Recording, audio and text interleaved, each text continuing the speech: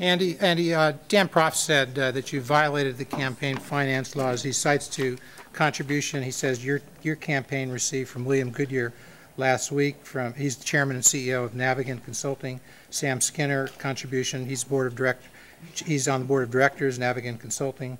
Roger Normandy from board chairman from Pinnacle Foods. Jim Kenny from Kenny Construction.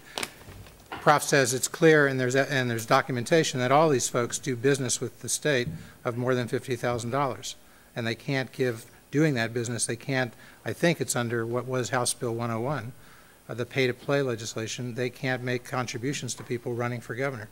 What do you say to Prof? If through inadvertence there ever is a donation received in error, we return the donation immediately.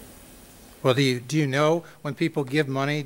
These are big-name people. I assume you would know if they're giving money to your campaign. And if they do, you would know the law. Wouldn't you immediately let them know you can't give money to us?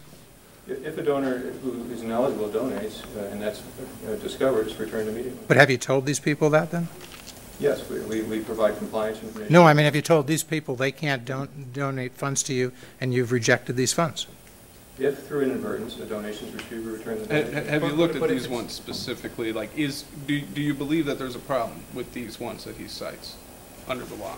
If any donation is received from a donor who's not able to do it, it will be returned immediately. But have you looked at this? I mean, Goodyear Skinner? Do you know if these are a problem or not? Have you investigated that? I'm sure they're being reviewed. If anything is received from a donor that's not eligible, it's returned immediately. But Andy, that's the policy of the campaign. The policy of the campaign is to put forward compliance information that makes this information very clear. If through inadvertence a donor makes a donation that's not eligible, return immediately. But Andy, these are big dollar people who are personal acquaintances of yours. Does the money just fall out of the trees, or do you have to get on the phone with these people and ask? I mean, because if you're asking obviously ineligible people. The policy is really clear. If a donation comes in that's not eligible, it's returned immediately. But do donations just come in, or do you work these people? I think my answer is clear.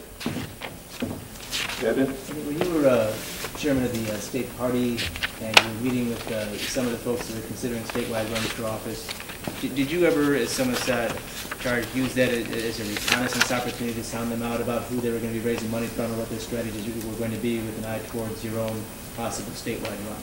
No. Some of your opponents have questioned the sincerity of your views in terms of signing the Americans for Tax Reform pledge, because they said you apparently signed that only recently. Could you respond by telling us something about the evolution of your views so that you had not agreed to sign that pledge for no net increase in taxes previously, but then recently went ahead? What was the evolution of that philosophy like? There's no evolution of my views. When I signed the pledge when I ran for the United States Senate, as party chairman, I was the most consistent and strong voice in fighting any kind of tax increase. As I mentioned earlier this evening, I joined with other leaders to fight off the income tax increase that was put forward in 2009. As I became a candidate here, I put forward the most substantive plan on how to solve the fiscal problems without a tax increase on the spending side. So the consistency, I think, is what people look at, and I think the consistent record is very strong.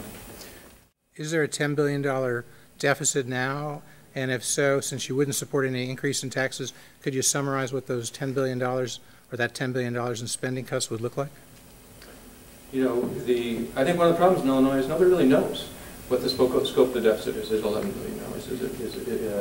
Is it 12? You know, I've suggested Governor Quinn's not being straightforward about things. But as you know, that deficit includes rollovers of past years. And what's important in our view is to bring spending down in line with receipts.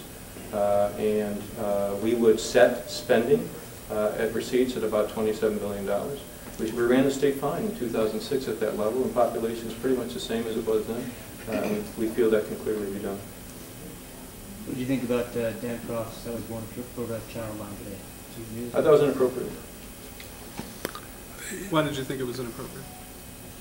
I thought it was inappropriate. I thought it was an inappropriate response to the question, and I thought not the type of thing you make a joke about.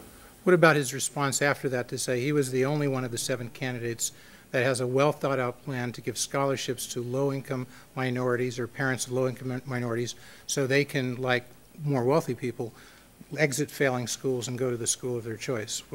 Prof said he's the only one of the 7 candidates with that plan. Do you disagree with that? You know, I'm talking about our education plan, and I believe our ideas in education to make life better for everybody, all children in Illinois. And I believe those ideas, you know, there's no one panacea to solving Illinois' education problem. I do support charter schools. I do support scholarships for children in disadvantaged communities. I want to see a state board of education that's less prescriptive, and that I believe in local control. I believe parents want great things for their kids, and the more that occurs, the better the schools are. Do you agree with Brady that he wants his plan to abolish the Department of Education? No. You would keep it there? Okay, thank you, Mr. McKenna.